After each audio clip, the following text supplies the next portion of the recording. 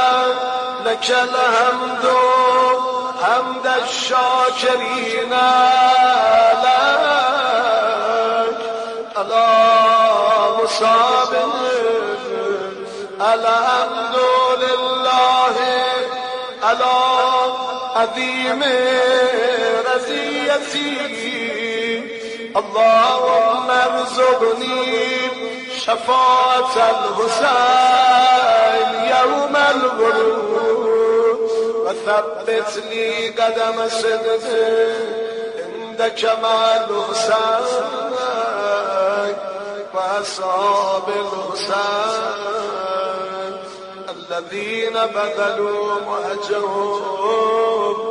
دون الحسين عليه السلام.